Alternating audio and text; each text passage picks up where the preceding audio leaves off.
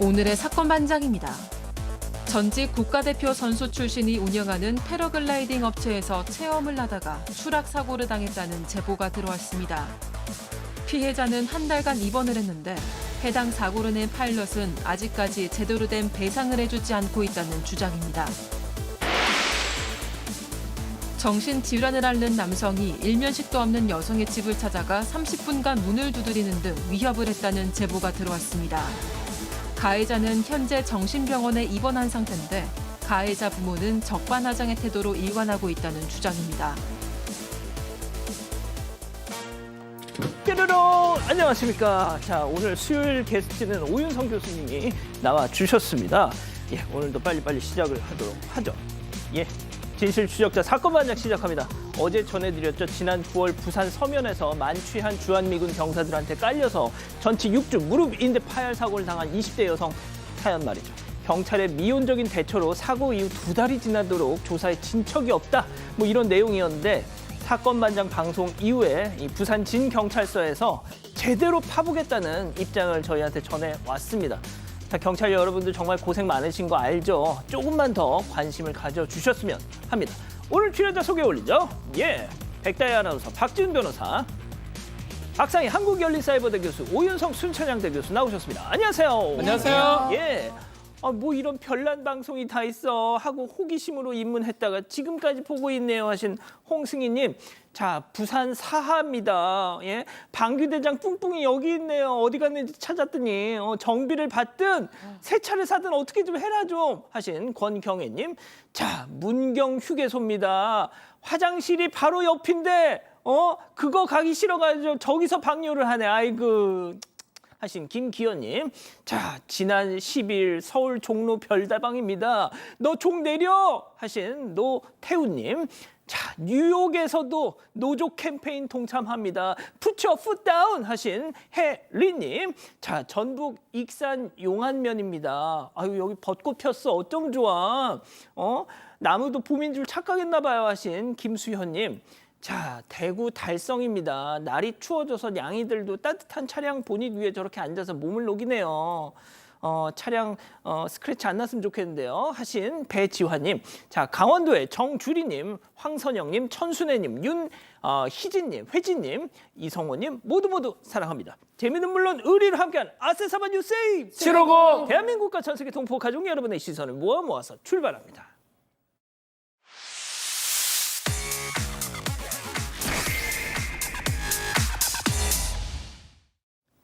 첫 번째 가보죠. 자, 양재웅 과실 인정하지 않습니다. 자, 가수 한희 씨와 결혼 발표를 했던 정신건강의학과 전문의 양재웅 원장. 지난 5월 자신이 운영하는 경기도 부천의 한 병원에서 이 30대 여성이 입원 17일 만에 사망했던 일이 있었죠. 오늘 오후 국회 보건복지 국정감사에 나왔습니다. 저희도 그랬고 세간에서는 의료사고라고 판단했는데 양 원장 본인 어떻게 얘기했을까요? 보시죠.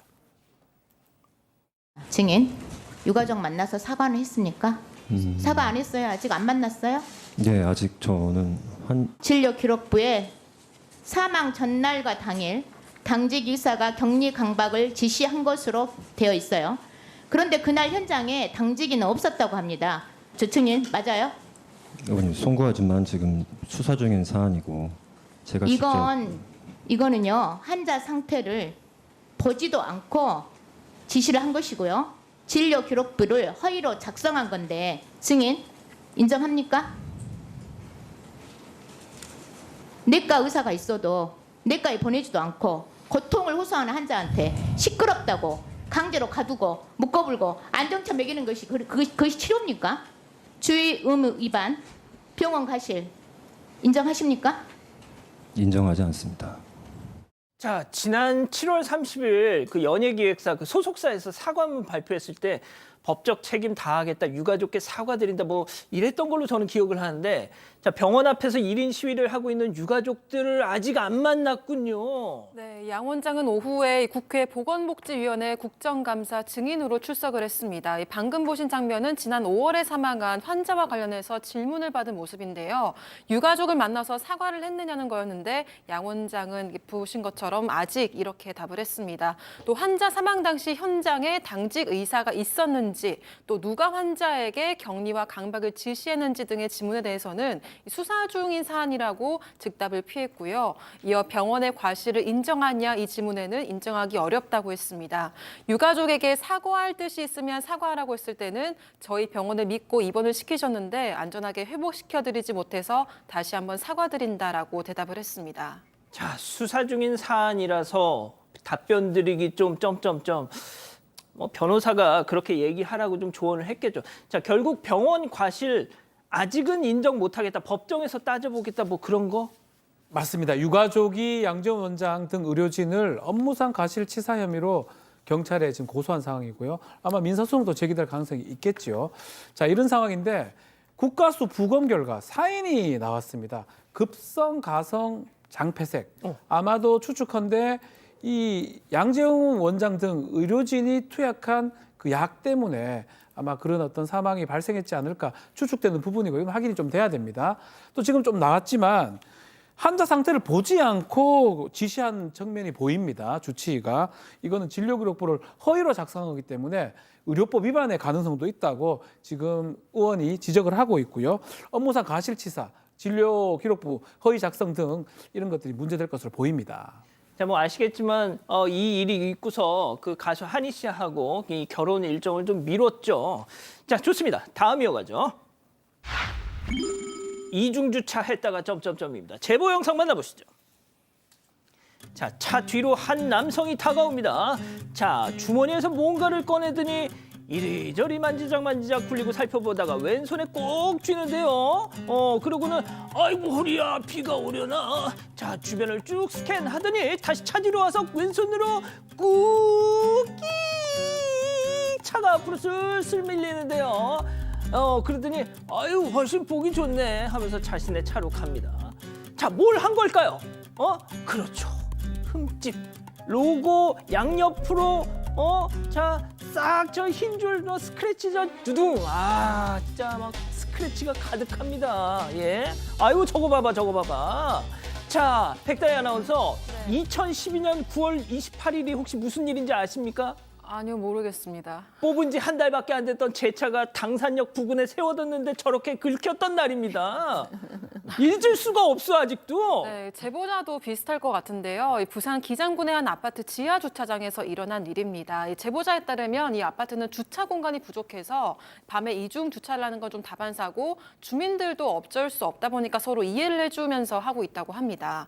이 제보자가 지난 19일에 기어를 중립으로 하고 이중 주차를 했는데 다음 날 오전에 트렁크에 긁힌 흠집이 잔뜩 있었다고 해요. 이 제보자에 따르면 이 블랙박스를 확인해 봤더니 한 남성이 지금 보시는 것처럼 주변을 살피다가 주머니에서 뭔가를 꺼내고 그거를 손에 쥐고 차를 민 탓에 긁혔던가라고 합니다. 이 남성이 이중 주차된 차를 미는 게 화가 나니까 고의적으로 이런 짓을 벌인 게 아니냐 이게 제보자의 주장이고요. 우선 흠집을 발견한 날 바로 경찰에 신고를 했고 현재 담당 형사배정을 기다리고 있다고 합니다. 자, 그런데 마침 저 남성과 제보자가 연락이 닿았다고요? 네, 그렇습니다. 어느 날 이제 그 흠집이 발견된 바로 당일 휴대전화에 모르는 전화 하나가 찍혀져 있었다는 거죠. 그래서 혹시 몰라서 그 번호로 전화를 해봤는데 자기가 차를 밀었던 사람이다. 근데 그 사람이 왜 먼저 이쪽에다가 전화를 했는지 그게 상당히 궁금하네요. 그래서 대짜꼬짜 왜 차를 긁었냐라는 예. 이 제보자의 말에 무슨 소리냐라고 얘기를 해서 이 제보자 같은 경우는 더 따지지 않고 경찰이 연락을 할 것이다라고 얘기를 하고 직접 연락을 하지 않았다라고 하는데 핵심이 바로 고의가 아니다라고 하는 것이 주머니에서 뭔가 꺼낸 거 그게 고의 같다라고 보입니다. 예, 그러니까요. 좋습니다. 자, 다음 또 이어가죠. 이러시면 안 됩니다. 자, 황당한 제보 영상 만나보시죠. 자, 여기는 인도위 한 차량이 비상 깜빡이를 켜고 차가 무슨 짱구 춤을 추는 것도 아니고 위아래로 바운스 뜨근대고 있어요. 일단 차는 되게 좋은 차인 것 같은데 자, 속도도 느리고 주변에 사람도 없다지만 여기는 인도인데 말입니다. SNS에 황당한 영상을 봤다면서 제보를 주셨는데 쓴소리 하는 사람들이 많아지자 영상을 지금은 내렸다고 해요. 박 변호사님, 네. 근데 차는 좋아요. 차가 조금 부럽긴 합니다. 농담이에요. 이 영상과 함께 올라온 글이 좀 봐야 되는데 차에서 음악 틀면서 달리면서 이렇게 스트레스 푼다. 바운스 바운스 정말 기분이 좋다. 친구가 찍어줬다라고 막 여자다 뭐 이런 얘기를 했는데 이제 문제는 저기 어딥니까? 도로가 아니에요. 인도입니다. 인도에는 바운스 바운스 해도 안 되고요. 걸어서 바운스 바운스 하십시오. 밖에서. 사람 몸으로. 근데 이게 안 된다고 해서 올라오니까 결국은 삭제를 했다고 해요. 바운스 기능이 자기 차에 있다고 하는데 이제 모래에 빠졌을 때 탈출한 용도 그 좋은 차는 맞죠. 기분 좀 날 때 친구들하고 재미로 한번 찍어봤던 건데 이게 이제 퍼지니까 이 영상은 내렸다고 합니다. 잘못했다는 말씀은 합니다. 바운스 바운스는 도로에서 저 인도에서는 몸으로 바운스 바운스 이렇게 하면 됩니다. 차 말고 그렇게 하세요. 알겠습니다. 제보 영상 이어서 만나보시죠. 예. 자, 여기는 북부 간선도로. 그런데 저 앞에 번쩍번쩍 빨간 불빛 저거 뭐죠? 설마 전동 휠체어? 네가 왜 거기서 나와? 그거 타고 어디 가려고? 자, 왼쪽으로 가려고 하는데 또 오른쪽으로 갑자기 좀 트는 것 같더니 어디로 가시려고? 경적을 울리니까 다시 오른쪽으로 갔습니다. 오 교수님, 그 와중에 등 뒤에 또 빨간 경광등은 달아줬어 또. 네, 저게 이제 지난 월요일 21일 밤 11시였습니다. 북부 간선도로 의정부 방향으로 가던 중에 바로 이 제보자가 저 전동 휠체어를 발견했는데 처음에는 멀리서 보니까 불이 깜빡거려서 무슨 사고 났나 이렇게 하고 가까이 가서 보니까 바로 전동 휠체어였다는 거죠. 근데 너무나 느긋하게 달려서 황당했는데 그래도 통상 이제 저런 걸 타고 다니시는 분들이 나이가 드신 분이나 장애인들 이런 분들이기 때문에 좀 배려를 해서 본인도 좀 천천히 갔다는 거죠. 그런데 바로 뒤에 따라오는 차들은 그걸 모르니까 지속적으로 이제 그 경적음을 울리고 하는 그런 상황이 됐는데 글쎄요, 저분이 판단하시기는 한 30-40분 정도는 저렇게 달리신 것 같다는 거예요. 그래서 너무나 위험하게 보여서 경각심을 주기 위해서 제보를 했다라고 하는데 참고적으로 이 전동 휠체어 같은 경우는 도로교통법 제2조에 의해서 차도가 아닌 인도에만 달려야 됩니다. 왜 그러냐면 속도 느리고 폭이 크기 때문에 저렇게 사고 위험이 있는 것인데 이 영상 보시는 분들 반드시 주의를 하셔야 되겠습니다. 그러니까요. 좋습니다. 자, 다음 또 이어가죠. 이른 새벽 007 작전입니다. 제보 영상 만나보시죠. 자, 늦은 새벽 한 남성이 나타납니다. 자, 주변을 두리번 주변을 살피기 바쁜데요. 옆으로 슬쩍 이동하는가 싶더니 벽에 딱 붙어서 숨습니다. 아, 이거 혹시 국정원 블랙요원인가요? 자, 무슨 간첩이라도 잡는 겁니까? 계속 그러네요. 자, 그런데 말이죠. 네, 공병 도둑이었어요. 예, 그것도 달랑 2개, 예, 빈병 2개 들고 자전거에 딱 실더니 그대로 쌩 갑니다. 자, 며칠 뒤 이번에도 가게 앞에 출연. 잔뜩 경계를 하면서요. 이번엔 또 뭐 하려고 가게 앞으로 걸어옵니다. 오더니 이번엔 하나 들고 담고 그냥 가나요? 아니 또 둘러보더니 뭔가 좀 부족한 것 같아. 하나 더 갖고 갈 수 있을 것 같아. 하나 더 들더니 싣고 갑니다. 박 교수님, 네. 왜 저러고 살아? 그러니까요. 네, 제보하신 분은 초밥집을 운영하시는 사장님인데 원래 이제 이 술을 가지고 올 때 주류업체에서 술을 상자 단위로 구매를 하고 그다음에 이제 공병이 나오면 그 상자에 다시 채워서 보낸대요. 그러면 상자당 4,000원을 받는다고 합니다. 근데 어느 날부터 상자가 다 채워지질 않는 거예요. 그래서 이상하다 그러고 이제 CCTV를 보니까 저분이 몇 달 동안 거의 매일 새벽 3시쯤 나타나서 저렇게 공병을 가져가는데요. 이걸 너무 성실하게 하다 보니까 결국에는 상자 14개를 채울 수 있는 양이 된 거예요. 와우. 그래서 이게 뭐 비용은 둘째치고 이렇게까지 계속해서 공병을 가져가면 저 사람 바늘도둑이 소복된다고 나가서 어떤 일을 저지를지 몰라서 경찰에 수사를 의뢰했다고 합니다. 뭘 공병 훔치면서 저렇게 진지해 또. 자, 마지막 사연으로 가볼게요. 자, 작은 엄마의 급발진입니다. 자, 집단지성의 판단을 받아보고 싶으시다면서 제보해 주신 사연 들어보시죠. 안녕하세요. 사촌 동생을 두고 작은 어머니한테 혼이 나서 억울한 20대 여성입니다. 하나뿐인 사촌 여동생은 대학을 졸업하고 아르바이트를 하면서 몇 년째 공무원 시험을 준비하고 있어요. 저희 집안은 뭐 명절이나 기념일 아니어도 자주 만날 정도로 친척들끼리 사이가 좋거든요. 하지만 사촌 동생은 공부 때문에 명절에도 좀처럼 얼굴을 비추지 못했습니다. 가끔 가다 만날 때면 좀 동생이 괜히 민망해할까봐 뭐 공부나 시험 얘기보다는 뭐 영화, 연예인 같은 가벼운 이야기로 대화를 했고요. 그날도 다른 친척들이 곤란한 질문을 할까봐 일부러 다른 주제로 즐겁게 이야기하고 있었습니다. 그런데 옆에 있던 작은 어머니가 다혜 너는 얘가 무슨 공부하는지 얼마나 했는지는 관심이 없어? 얘가 영화 볼 시간이 어디 있다고 그런 걸 물어봐. 이렇게 화를 내시는 거예요.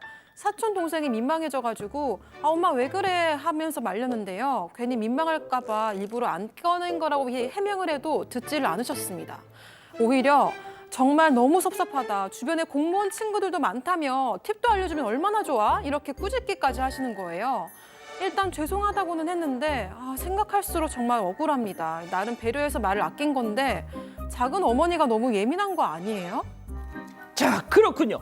자, 기다리고 기다리셨던 부처 핸즈업 타임 6천여 분의 우리 가족 여러분들 함께하고 계신데요. 채팅창에 OX로 함께 참여해 보시죠. 먼저 사연자입니다.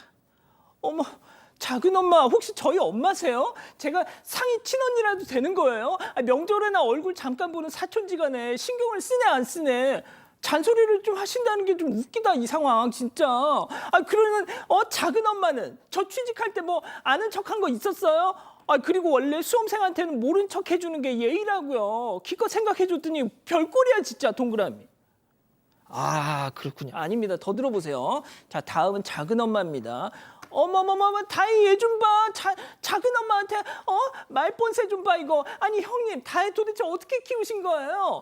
야, 암만 사촌지간이어도 너가 언니면 신경 좀 써달라는 게 이게 작은 엄마로서 못할 말이니? 하다못해 주변 공무원 친구들한테 무슨 꿀팁이라도 받아주든가. 뭐 연예인, 영화, 안 그래도 얘 공부 집중 못하는 애한테 퍽이나 좋은 소리 한다. 아이고 X. 아이고. 자, 오 교수님부터 달려보겠습니다.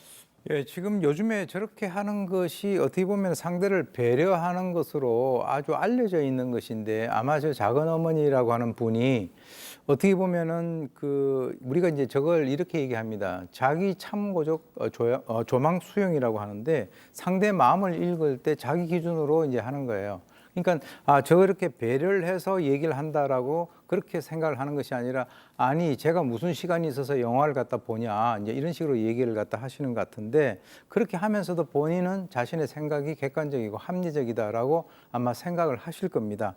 억울하신 거 제가 충분히 이해가 되고요. 해결책을 하나 알려드리겠습니다. 네. 지금 이 20대 여성 이분이 작은 어머니한테 한번 물어보세요. 혹시 사건 반장 보시는가?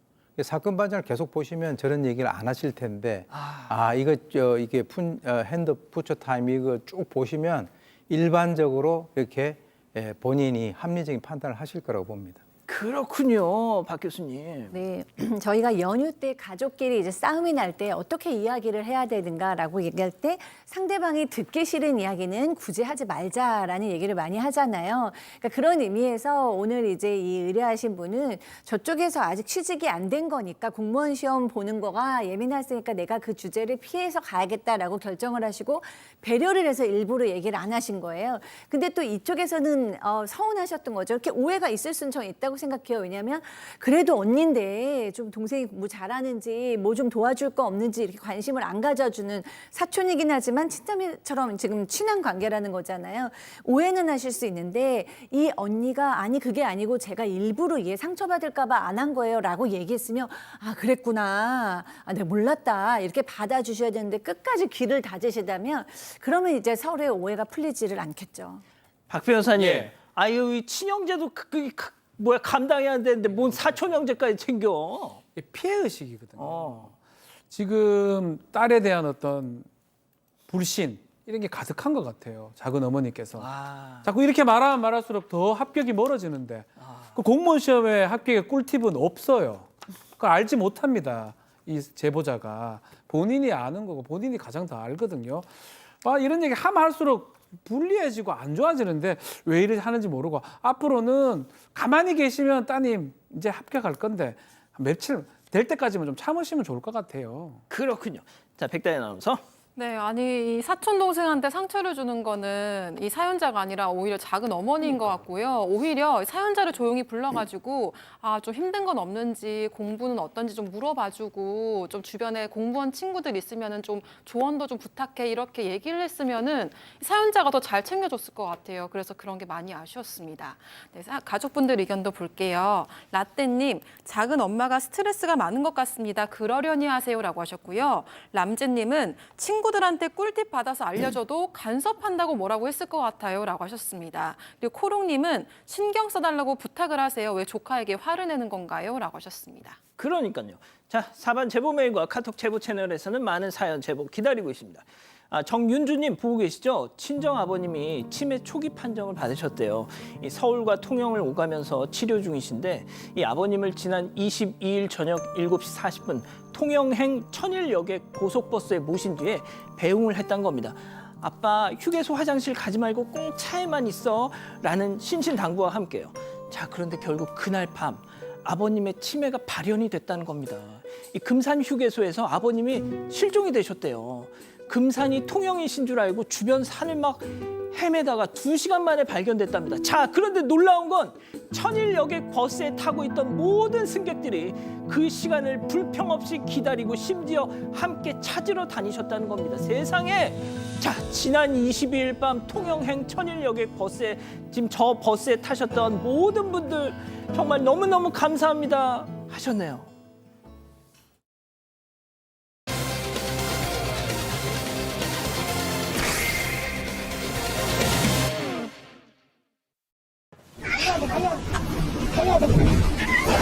출발.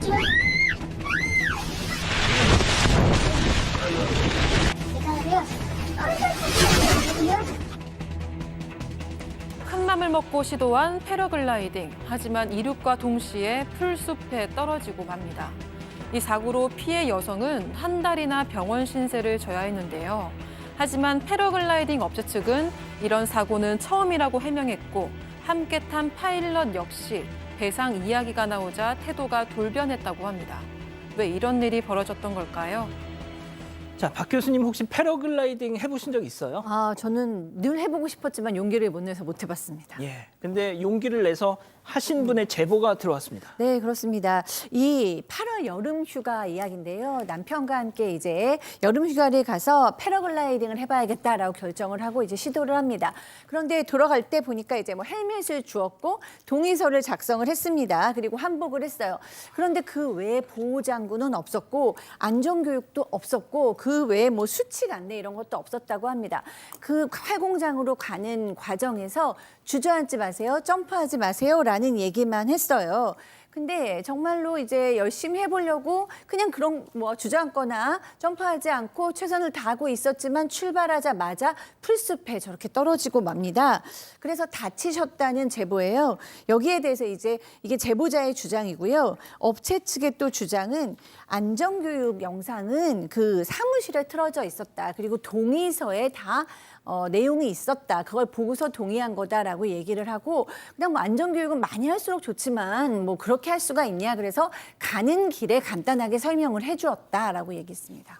아유, 그나마 진짜 천만다행인 것이 공중에서 떠가지고 저렇게 됐으면 정말 큰 대형 사고가 됐을 건데 일단 출발하자마자 저렇게 됐네요. 네, 제보자는 뒤에 이 패러글라이딩 전문 파일럿과 함께 발을 구르기 시작을 하는데요. 근데 그 상태로 바로 앞에 있던 이 풀숲에 넘어졌습니다. 그러면서 이 크고 작은 돌에 얼굴과 온몸을 곳곳이 부딪혔다고 하고요. 게다가 이 뒤에 있던 파일럿의 쿠션 역할까지 하면서 그 충격을 온몸으로 받았다고 합니다. 이 사고 직후 파일럿은 괜찮냐고 물었고 이 제보자는 안 괜찮다고 답을 했고요. 그런데 이 제보자는 이 파일럿이 저 믿고 한 번만 더 타자 이렇게 말했다고 주장을 했습니다. 당시 제보자는 아픈 것도 아픈 거지만 정신적인 충격이 정말 컸다고 하고요. 당장 현장을 벗어나고 싶었는데 또 타자는 소리에 다쳤는데 이걸 어떻게 다시 탈 수 있겠냐 이렇게 대답을 했습니다. 제보자는 활공장으로 올라와서 남편에게도 빨리 옷 벗어라. 이거 체험할 거 안 된다라고 말을 했다고 합니다. 제보자는 정말 아픈 상황이었지만 현장에서 이제 응급 조치를 해줄 사람도 구급함도 없었다고 하고요. 내려가기 위해서 승합차도 15분이나 기다려야 했다고 합니다. 아유, 지금 사진 보시면 뭐 아시겠지만 피멍이 들었네요. 자, 일단 패러글라이딩 뭐고 그냥 다 포기하고 사무실로 가셨대요. 그런데 그 사무실에 있던 업체 직원의 한마디에 제보자는 한 번 더 화가 나셨다는데 체크포인트 짚어보죠. 환불해 가세요. 자, 제보자 주장입니다. 자, 저 얘기부터 했다는 거죠? 네, 사무실에 가니까 이 사무실의 직원이 제보자한테 현금을 내주면서 환불해 가세요라고 얘기했는데 괜찮냐? 뭐 이런 질문을 한 게 맞는데 대뜸 환불 얘기를 하니까 놀랐다고 합니다. 그리고 남편 얘기를 했다고 해요. 남편은 안 하냐? 근데 남편 당연히 아내가 지금 아프니까 할 수가 없잖아요. 그래서 남편도 안 한대? 라는 얘기도 했다고 그러고요. 특히 사고 내용 관련해서 좀 다른 얘기를 했던 것 같습니다. 계속 그 하는 말이 이 사고 현장에 있던 다른 파일럿이 주저앉아서 난 사고다라고 지금 얘기를 하고 있고요. 그렇지만 제보자 같은 경우는 본인이 주저앉은 적이 없는데 이런 얘기를 하는 거, 또 제보자 탓을 하는 것 같아서 상당히 기분이 안 좋았다고 합니다. 이륙하기 전에 서로 앞에 이제 그 손님하고 뒤에 파일럿이 함께 이렇게 도약을 달리면서 그렇죠. 도약을 해야 되는데 앞에 이 제보자 손님이 주저앉는 바람에 고꾸라졌다. 뭐 이런 얘기인 것 같아요. 자, 그런데 좋습니다. 일단은 뭐 그거는 양측의 입장이 지금 너무 팽팽하게 맞서고 있어서 말이죠. 자, 그런데 당시 제보자 뒤에 탔던 그 파일럿은 사고 후에 이런 얘기를 했다는 거죠. 직접 들어보시죠. 제가 좀 밀어야 되거든요. 이게 조금 덜 미는 것 같아요. 그래도 좀 다음은 스치고 가면서 걸린 거거든요. 제 다리가. 앞에 분은 안 걸리고.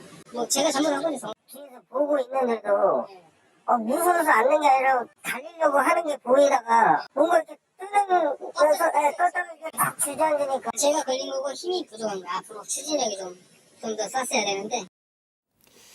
자, 오 교수님. 지금 이제 저 내용만 들어보게 된다면 지금 이제 상황이 어떻게 됐냐면 이 제보자 같은 경우 남편과 함께 병원으로 이제 향했고 사고로 역시 다쳤던 그 파일럿도 같이 갔다라고 합니다. 근데 이제 다행히 이제 골절 소견은 없었고 또 이만하면 그래도 다행이다 이렇게 싶어서 이 제보자가 진료받는 동안에 제보자 남편이 이 파일럿과 사고 원인에 대해서 얘기를 나눈 것이 바로 저 녹음된 내용인데 그 당시에 들어보면 제가 더 밀었어야 되는데 조금 덜 민 것 같다. 나무를 스치고 가면서 다리가 걸려서 자기가 잘못한 거다. 이렇게 그 본인 잘못이라는 것을 인정하는 그런 얘기를 갖다 한 것 같고요. 그런데 이제 제보자 같은 경우는 오히려 이 사람도 다쳤고 잘못도 인정을 하니까 오히려 안쓰럽게 느껴져서 당시에는 뭐 좀 잘 좋게 풀어야 되겠다 이렇게 생각을 했다라고 합니다. 자, 그런데 뭐 당연히 다쳤으니까 뭐 치료비도 들 것이고 그럼 뭐 좀 받아야 되잖아요. 네. 자, 그런데 이 돈 얘기가 나오니까 바뀌었다는 게 이 제보자의 주장입니다. 네, 이 제보자는 일단 사고가 난 지역에서는 응급 조치만 받고 살고 있는 지역으로 와서 입원을 했습니다. 한 달 동안 입원 치료가 필요했다고 주장을 했고요. 그래서 직장 생활을 할 수 없었다고 합니다. 치료비만 220만 원이 나왔다고 하고요. 이 손해사정사는 휴업 손해비 그리고 합의금까지 해서 모두 600만 원을 측정을 했습니다. 근데 이 파일럿 측이 그 금액으로는 합의를 할 수가 없고 150만 원밖에 줄 수가 없다고 했다 이렇게 주장을 했고요. 그래서 합의가 불발이 됐습니다. 이 제보자는 현재 이 파일럿을 고소한 상태고 국민신문고에도 민원을 넣었습니다. 이 업체 측 주장도 제가 같이 전해드리면 이 업체 측은 현재 경찰 조사가 진행 중인 사안이고 과연 한 달간의 입원이 합당했는지 밝혀질 거다 이렇게 대답을 했습니다. 그리고 제보자가 제시한 금액에 대해서도 한 번 더 살펴본 문제다 이렇게 대답을 했는데 이 파일럿 측 손해사정사는 그런 금액이 나올 수 없다는 거고요. 업체 측은 돈 때문에 제보자가 고소를 하고 민원도 넣은 거다 이런 입장입니다. 자, 아무튼 이런 뭐 문제와 관련해서 이 업체 대표와 제보자가 직접 통화를 했다는데 그것도 잠깐 들어보시죠. 대처하는 것이 너무 미흡한 것 같아요. 저희들은 제가 좀 반성을 좀 해야 될 것 같고요. 저희들이 이런 일이 지금 나 7년 동안 지금 없어가지고 처음 있어가지고 제가 오늘 가면서 안전에 대한 걱정을 하나도 안 했어요. 상대방이 한 번도 이런 거를 해보지 않은 사람으로서 그 일을 겪었을 때는 얼마나 무서웠겠어요. 너무 거기다가 지금 막 몰입하신 것 같아서 나한테 드리는 말씀입니다. 사장님 그건 몰입이 아니라 저는 죽을 것 같았다니까요. 얼마나 무서웠겠어요. 자, 박 변호사님이 정리를 해주시죠. 예, 지금 얘기 보면 마지막에 보면 가민 반응이다, 너무 몰입하는 거다, 예민한 것 같다라고 지금 얘기를 하고 지금 통화를 했다고 합니다. 업체 사장 같은 경우는 7년 만에 이런 일이 처음 일어났다. 보험 처리해주겠다. 다만 반성한다 얘기는 하고 있습니다. 그 보험 처리해준다고 하니까 뭐 그런 부분은 확인해야 되지만 이 가민 반응하는 것 같다. 예민하다. 이 부분은 좀 문제가 아닌가 생각이 들어요. 그래서 제보자 입장에서는 지금 충분히 무섭거나 다쳤기 때문에 본인이 당연히 그럴 수 있는데 자꾸 본인 업체 대표 본인 기준으로 좀 얘기를 하는 것에 대해서는 좀 불만이 있는 것 같습니다. 예. 아무튼 뭐 조금 더 판단을 받아보셔야 될 것 같네요. 자, 첫 번째 사건 정리하고요. 두 번째 사건 이어갑니다.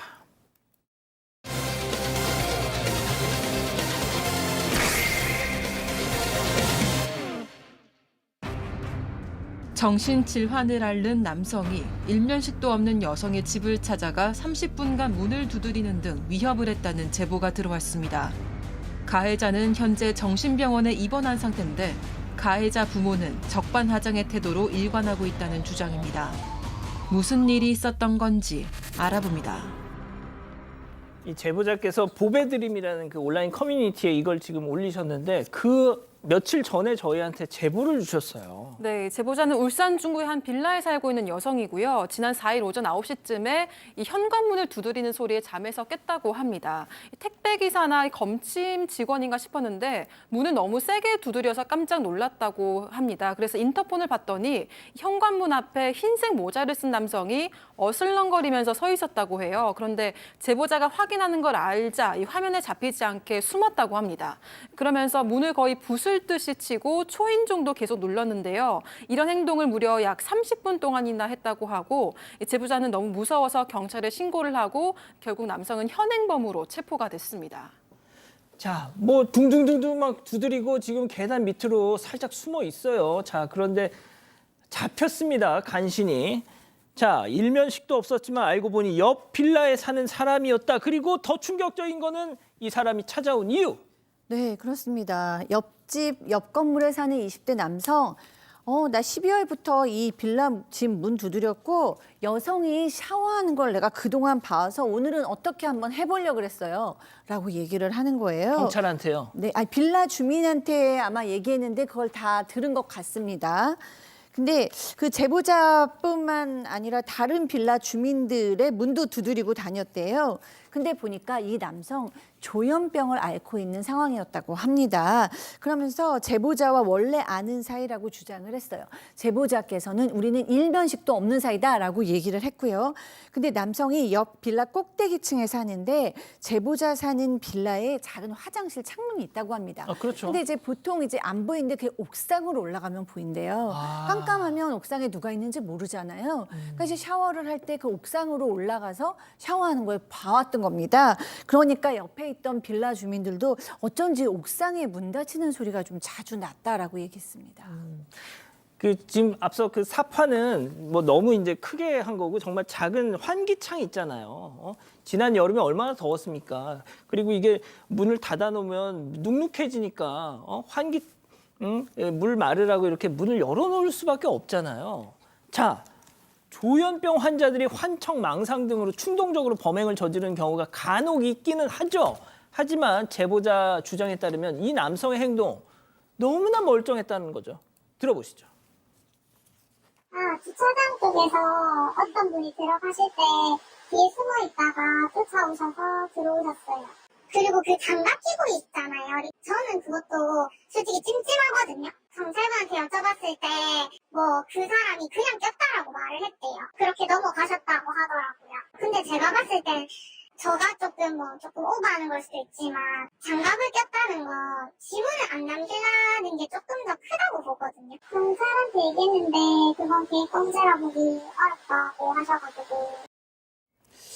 뭐 조현병 환자의 범행이라고 보기엔 너무 이게 철두철미한데요? 더더군다나 지금 보면 계획범죄가 아니라고 하는 부분이거든요. 장갑 낀 거 봐요, 저거. 자, 파란색 지금 합성 그 고무로 된 장갑을 끼고 있는 모습도 지금 보이고 있고요.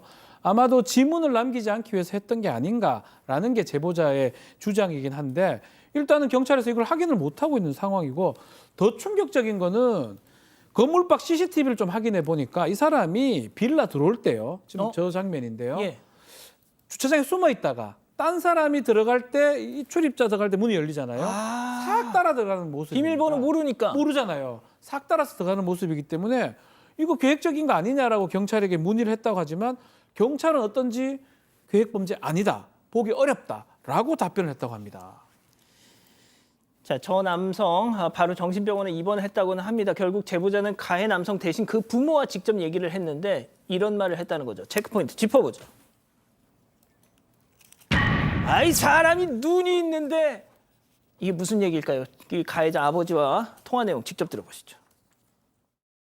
저는 병원은 다니고 있어요. 근데 어떻게 아니 그런데 사람 솔직히 말해서요 사람이 아니 눈이 있는데 창문 이렇게 열려있고 거기 샤워하든 뭘 하든 뭐 보라고 있는 건데 눈이 당연히 갈 수도 있는 눈 아닙니까? 그럼 볼 수 있어요. 근데 어떻게 해보려고 왔대요. 하든 이미 경찰서 제가 조사하는 거 다 받았거든요. 그렇게 적혀 있더라고요. 그러니까 어떻게 말저 별로 내줍시다. 저 아가씨가 좀 저기 해가지고 200에 합의를 봐주세요. 저희 변호사랑 얘기하세요. 아이씨 끊어. A씨 끊어. 오윤성 교수님, 이거 얘기가 약간 이거 같아요. 네가 그냥 미니 스커트 같은 거 입고 다니니까 그런 거 아니야? 뭐 이런 느낌 아니에요 지금? 그러니까 이제 다시 말씀드려서 피해자 유발했다 이런 얘기 같은데요. 사실 이게 큰일 날 뻔한 사건입니다.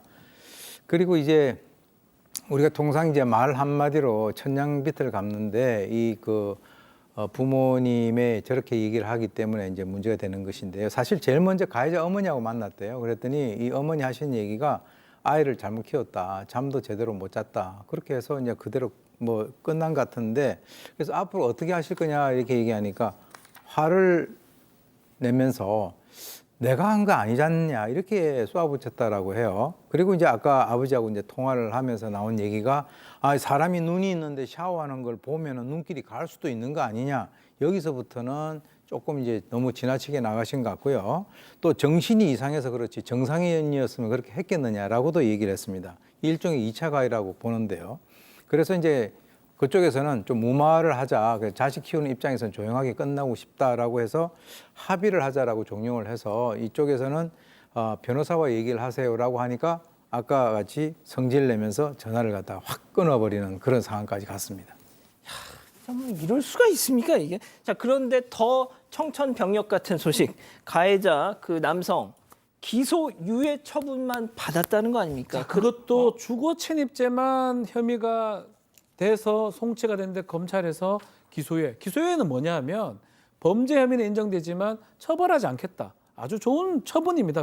피의자 입장에서는. 저렇게 들어왔는데. 그러니까요. 그래서 지금 좀 문제가 되는 게 강간 미수라든지 강간 예비 음모, 강간죄 예비 음모죄가 있습니다. 시도하려고 준비했을 때 이런 것들을 좀 안 되느냐 했는데 강간의 어떤 의도는 읽을 수 있으나 폭행 협박 시작 자체가 안 됐기 때문에 침입 자체가 안 됐기 때문에 이게 안 된다라고 아마 판단을 한 것 같습니다. 아니, 장갑은 왜 꼈는데? 그러니까요. 조금 이야기는 좀 어려운 것 같은데 이제 문제는 이 정신질환 같은 게 좀 경찰에서는 고려를 전혀 안 했다고 심신미약.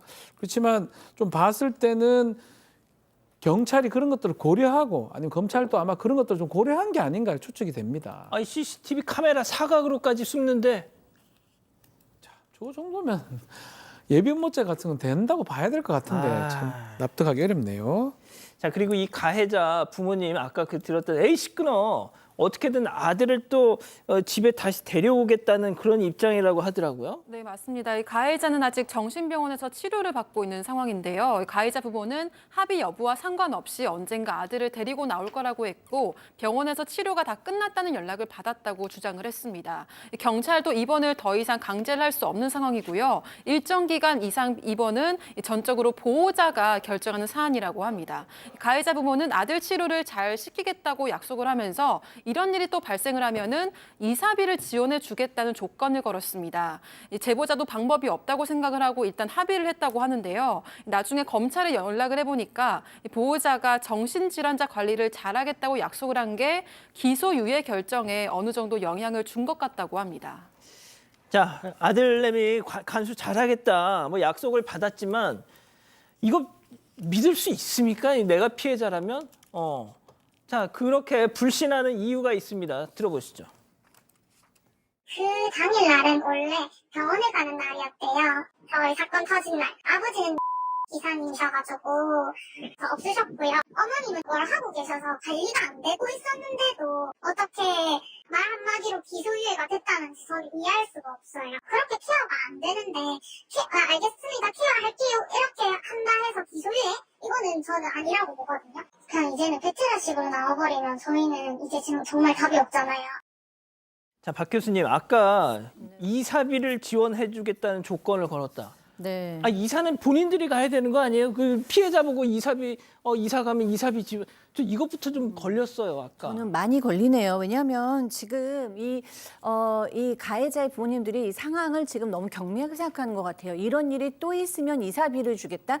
이런 일이 또 있으면 어떤 큰 일이 벌어질지 지금 모르는 겁니다. 왜냐하면 이 사람 지금 망상이 있는 수준의 어떤 조현병이 있는 것 같은데 망상이 심해질 경우에는 누군가를 해할 수 있다는 걸 우리 사건반장에도 정말 수도 없이 전해드렸잖아요. 그런데 지금 성폭행을 하겠다라는 의도를 세웠고 장갑도 꼈고 그다음에 숨기까지 했던 전력이 있는 사람인데 지금 보호자한테만 맡기고 뭐 보호자가 전적으로 결정해서 퇴원시킬 수 있다. 그럼 부모님 입장에서는 지금 퇴원을 시키고 싶을 가능성이 높잖아요. 그런데다가 이 사건이 일어난 날도 사실은 병원에 가는 날이었었는데 어머님도 아버님도 바쁘다는 핑계로 병원을 안 데려갔어요. 이런 상황에서 지금 뭐 화도 내시니까 뭐 이런 작은 일 가지고 이렇게 얘기를 해라는 태도를 가지고선 이 사람 컨트롤 못 하시거든요. 그래서 법적으로든지 좀 강제권이 좀 부여돼야 하지 않나. 좀 피해자의 마음은 상당히 불안할 것 같습니다. 병원 데려가는 날 부모님 두 분이 바쁘다고 야, 너 혼자 갔다 와 했더니 결국 병원 안 가고 옆집 가서 저 짓을 한 겁니다. 자, 두 번째 사건 정리하고요. 별별 상담소 이어갑니다.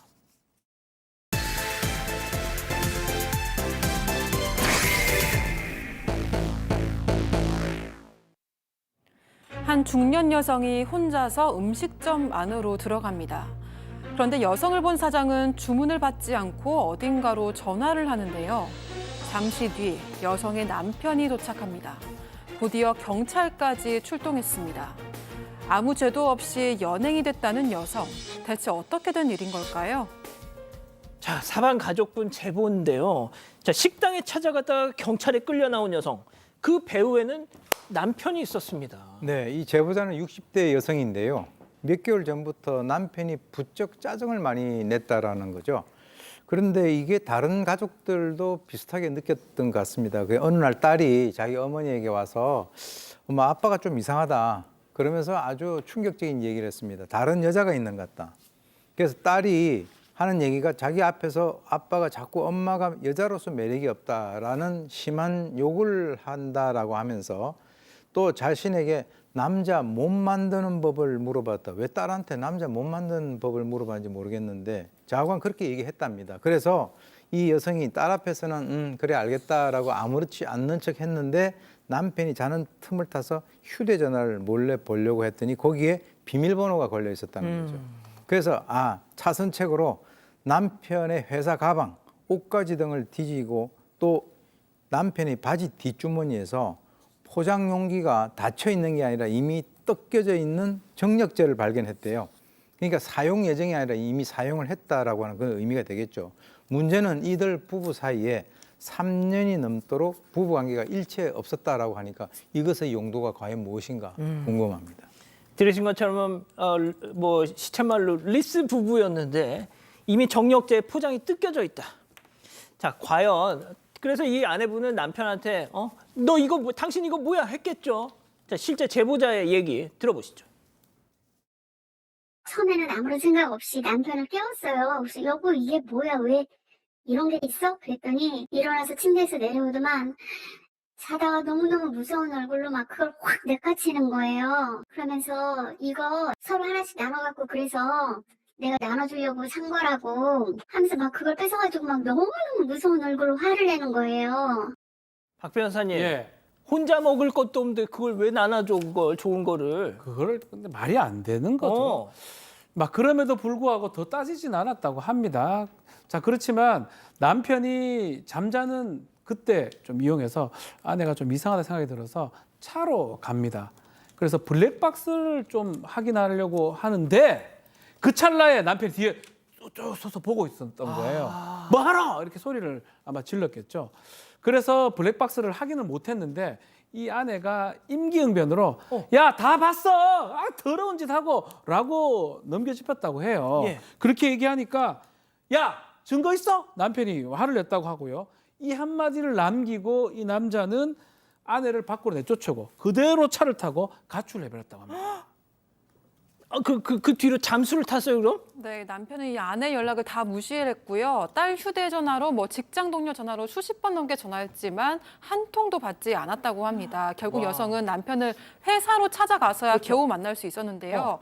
그런데 그때도 남편은 아내 차에 타서는 뭔가 불안한 건지 블랙박스를 빼버렸습니다. 그리고 녹음기가 있는지 없는지 물었고요. 아, 아내한테 야, 너 지금 네. 녹음하고 있어? 막 이렇게 네, 따졌다는 거죠? 물었습니다. 근데 아내가 녹음기가 없다고 했지만 아내 휴대전화를 빼앗아서 전원을 꺼버렸다고 합니다. 여성은 남편에게 정말 여자라도 생긴 거냐고 물었는데 남편은 증거 있냐 이 말만 되풀이하더니 한 번만 더 찾아오면 신고하겠다 이렇게 얘기를 했습니다. 이 여성은 남편의 외도를 확신을 했고요. 결국 남편이 퇴근하기를 기다렸다가 몰래 차를 타서 뒤쫓아갔습니다.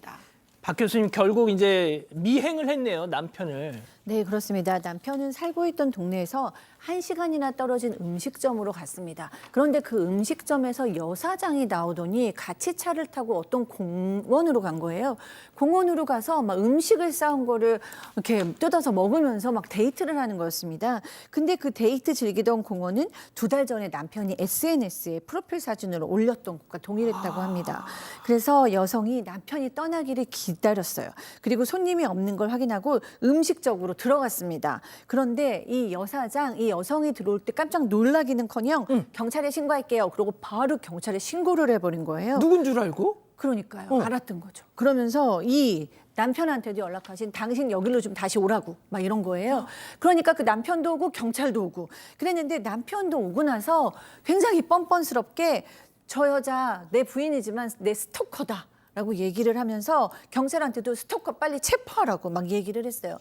여사장도 눈 하나 깜빡하지 않으면서 우리 가게에 깽판 치러 온 거라고 주장했다고 합니다. 세상에 한 입을 덮고 자는 아내를 스토커라고요? 네, 남편은 아내를 스토킹 혐의로 고소를 했습니다. 수십 번 넘게 전화를 하고 싫다는데도 회사에 찾아오고 또 지인 가게까지 찾아오는 등 이렇게 스토킹을 당하고 있다는 겁니다. 그 와중에 이 여사장이 주장한 업무방해 혐의는 다행히 없는 걸로 확인이 되는데요.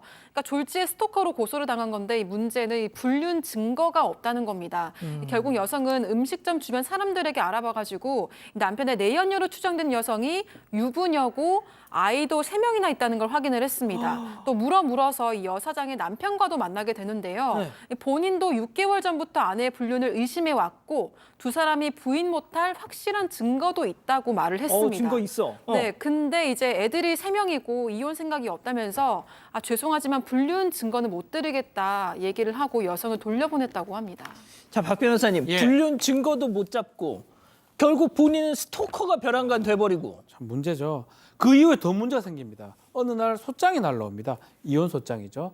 그 이혼 소장에서 내용 중에 자신의 불륜은 빠져 있고 아내의 잘못을 추궁하는 그래서 아내한테 위자료를 달라고 하는 그런 내용이 담겨져 있고요. 재산 분할을 또 해야 되는데 재산 분할은 남편 명의 재산은 분할하지 않고 아내 명의 재산은 2분의 1씩 분할하자. 이런 식으로 이 소장이 날라왔고 아내가 정말 기가 막히겠죠. 다행히 이제 딸이 필요하다면 엄마를 도와주겠다라고 얘기를 했다고 합니다. 그렇군요. 자, 그럼 여기서 오늘의 궁금증 짚어보죠. 아, 외도 증거 잡으려다 벼랑간 스토킹 고소당했어.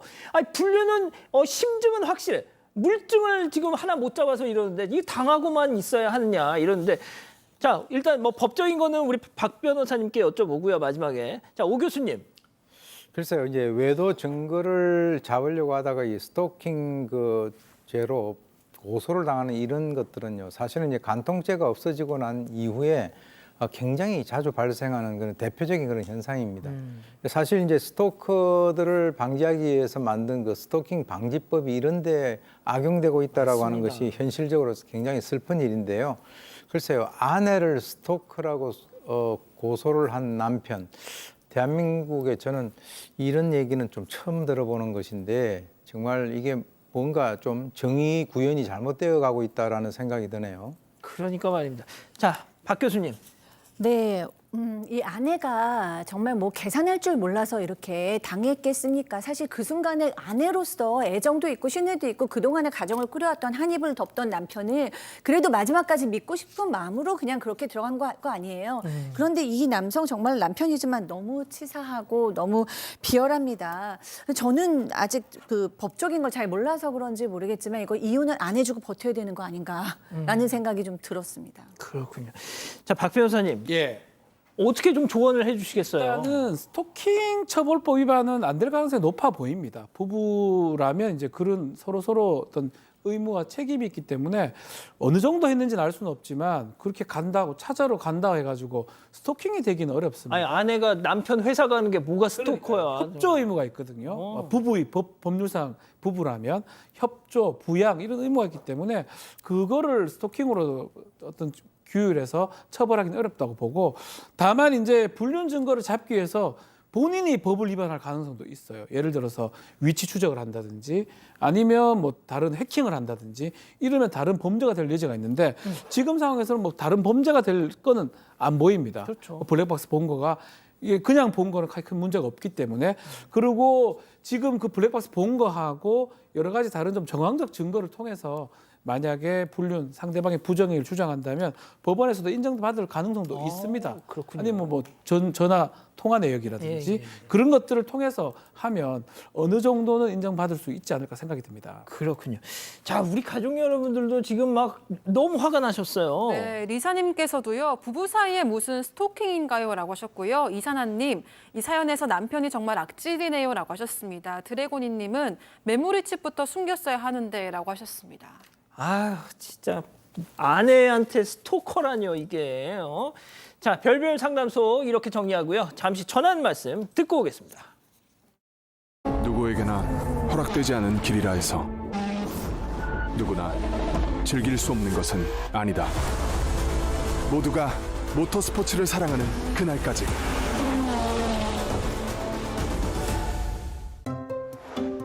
센트룸은 생애주기 건강을 연구합니다. 성별, 연령에 따라 생애주기에 딱 맞춘 과학적 설계. 건강 이제 한 팩으로 맞추자. 센트룸 원데이 팩. 지연아, 알바 찾고 있어? 이직이 필요한 거 아니고? 커리어는 다양해야지. AI 매칭 완료. 난 알바계 1위라고. 1위는 너만 아냐? 세상 모든 커리어는 하나로 통한다. 어차피 우리 하나잖아. 잡코리아 알바몬. 로게인 폼. 이것이 지금까지의 탈모 관리. 로게인 폼의 탈모 관리는 모낭 표적 케어.